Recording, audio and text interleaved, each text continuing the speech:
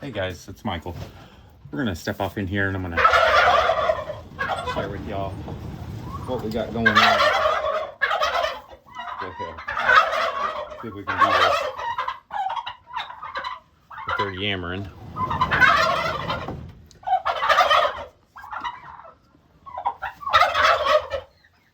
So down here, we have a red bourbon.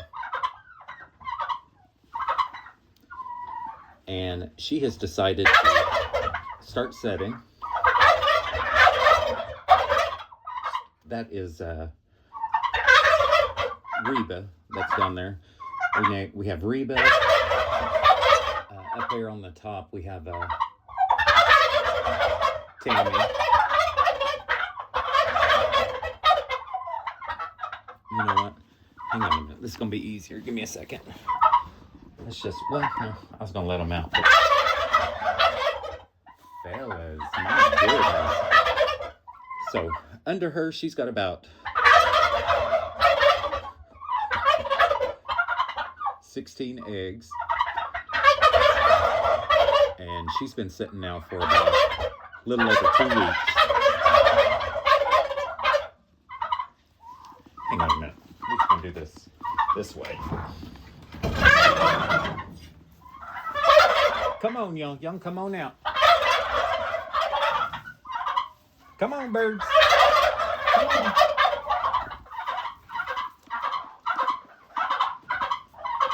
I think they're gonna come on out. We got the chickens out here. Y'all head on out. Head on out. Tammy. Tammy.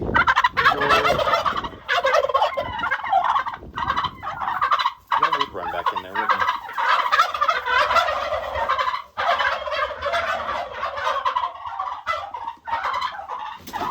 Let's go out. Come on. Let's go out, George.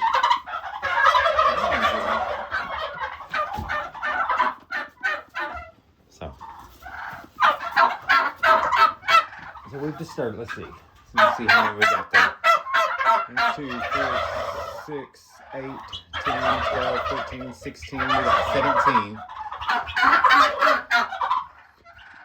And now we'd move those eggs. We built that little stand for them to breed on, or roost on and set, but they haven't, they don't really care to. They prefer to lay up under it. And she's a good mama. Yeah. She's a good mama.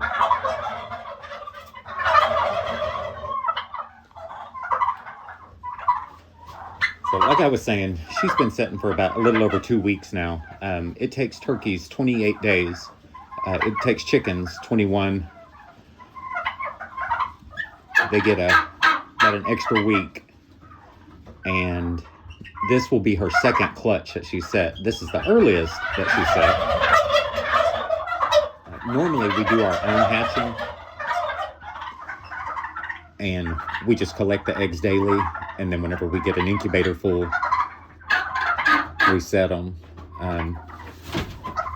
Our incubator holds about 30 turkey eggs. Now we don't know the fertility of these eggs. So we're just going to have to wait and see. We keep a close eye on them. We check daily. So that's Papa up there on top. That's George Jones. And then, like I said, that's Reba. That's setting. She the last time she set, she had about a dozen eggs under, and she hatched 3 living poults. The rest of them weren't any good, so we're kind of curious to see how many she's going to hatch off now. We've been raising turkeys now for about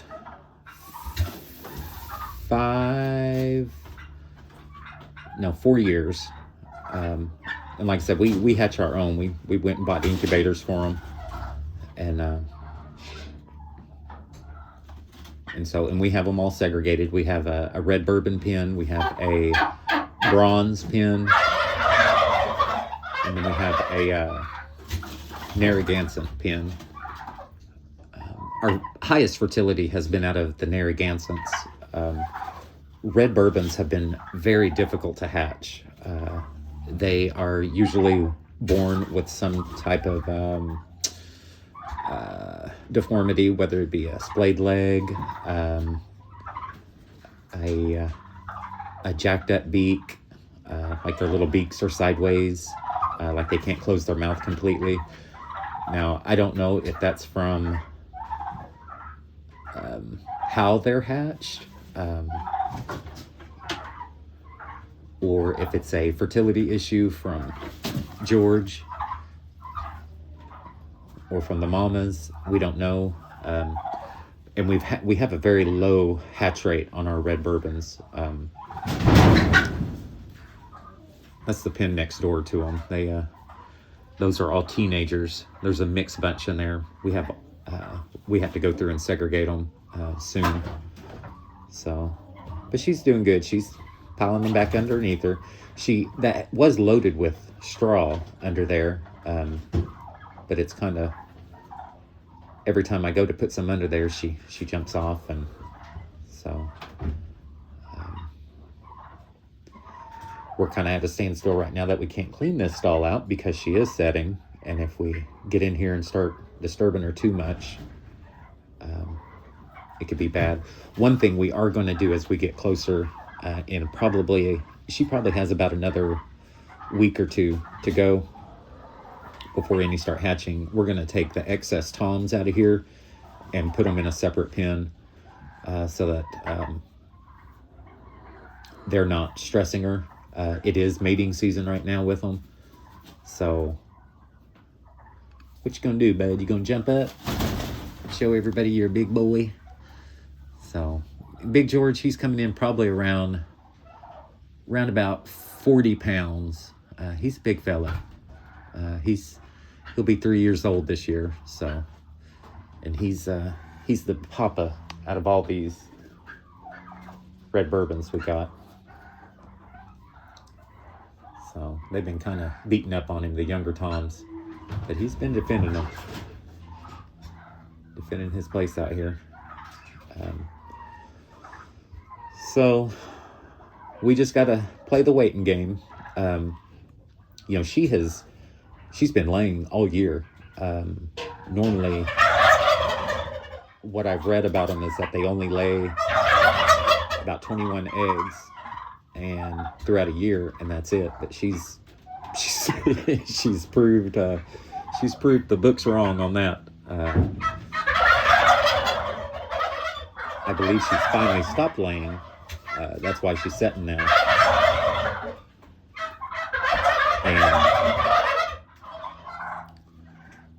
And we tried everything. We tried to lower the protein. That didn't do anything. She still laid. And then we was worried about the quality of eggs. And but now we're down to 3. We have 3 hens of red bourbons. The rest are toms. So we are going to have to go through and build another pen and denote it directly for toms, specifically for toms. That's going to take the stress off of her having to be so defensive. I'm just going to close this back to make sure she stays in there. But yeah, out of 4 years of raising these turkeys, we've experienced something different every year.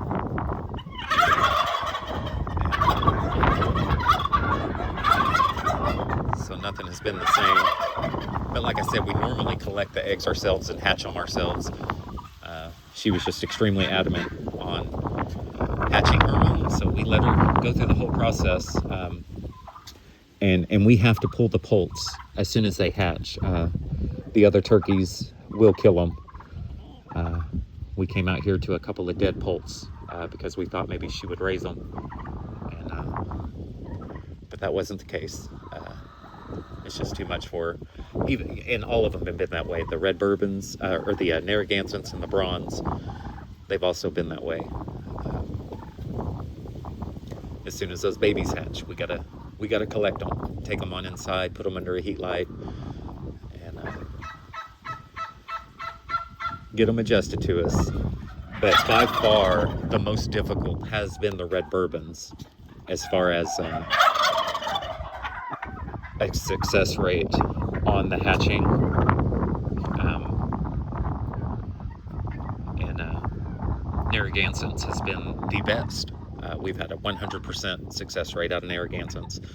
And we don't have the difficulties such as splayed leg, bent beak, oh my goodness, missing eyes. We had one born, just had one eye. It didn't last that long. And the issue is we don't have a separate pen for our handicapped birds. So it does turn into a bit of survival of the fittest.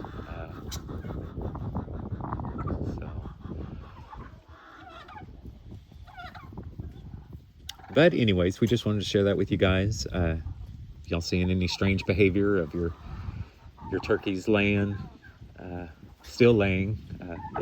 I guess it's somewhat normal. What's normal on the homestead? That's normal right there. You can bet on them. You can bet on them to do to know what time dinner is, to tell you they're out of hay. Yeah, we got to go.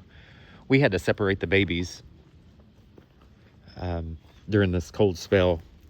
The adults got extremely aggressive over food and hay, and the babies weren't getting the proper nutrition. So that's Mama Miko right there. She took care of hers. She gave up her food portion so her babies could eat, but none of the other ones would do that. And so because of that, we had to separate. The babies are down. We got 10 babies down there in that pen, the pond paddock, and they get their own hay, their own feed, and the adults don't like it because they're missing out on something. But they'll get over it. So anyways, we appreciate you spending some time with us. We got to wrangle these birds back up and get them back in there. Probably let them sit out for a little bit. We are missing a bird. It came out of the teenager pen. We believe a bobcat might have gotten one. When we did head count after putting them up, we were missing one. We searched everywhere for it. We went up in the woods. We've looked all in the trees. And it's gone. We saw some evidence of some plumage up into the woods that's behind the barn here. This is kind of a blind spot we have over here. This is eventually going to get opened up. Walk back here and show you guys. We're going to extend the goat. Excuse me. We're going to extend the goat paddock up in here, but we have some cleaning up to do. This is trash from the previous owner of the land. They had a little portable building back here that collapsed. So we got to go through and clean all this up. This area looked the same as this, but we just work in small stages out here. But we're going to enclose all of this, except for the sumac. This is a lot of sumac in here, sumac and black cherry, and we don't want the goats on that. We consume the black cherry and the sumac ourselves, so that's why we don't want the goats to be able to get to it. This is a colony of sumac back here that's mostly female. That's what gives you the berries. And so we're gonna separate that. That'll be a walkway through here. We'll come off of the far west section back there. We'll head straight north, probably 100 feet, and then it'll be about 200 feet to get back down to the barnyard here. It'll enclose that corner, come into that corner there on the north, and we'll have them clean all of that up. As far as the debris, we just got to get the metal out of there. There's car parts, plastic. We think there was a fairly large fire. That's like this tarp. This tarp was unearthed. The dogs here uncovered that. I was worried there was going to be a corpse or something in it. But no, it has car parts in it. So that's another thing we've got to go out here and clean up. Never ending.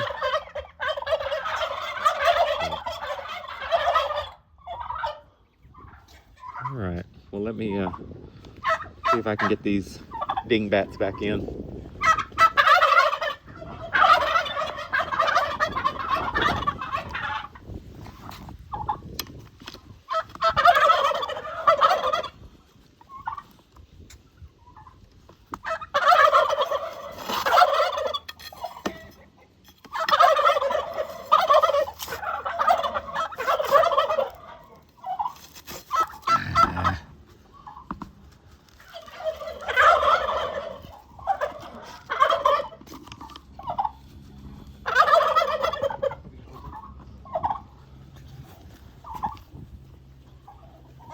Y'all gonna go in? It's just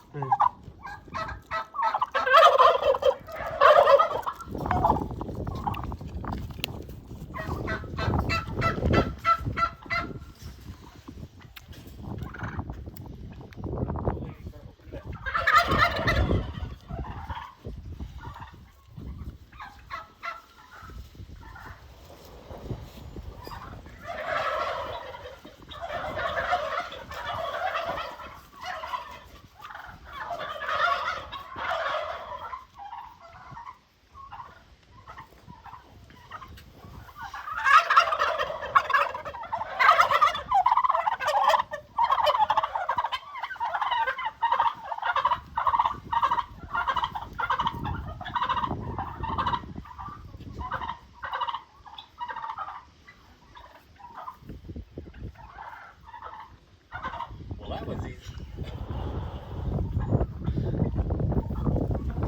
It's easier than I thought it was going to be.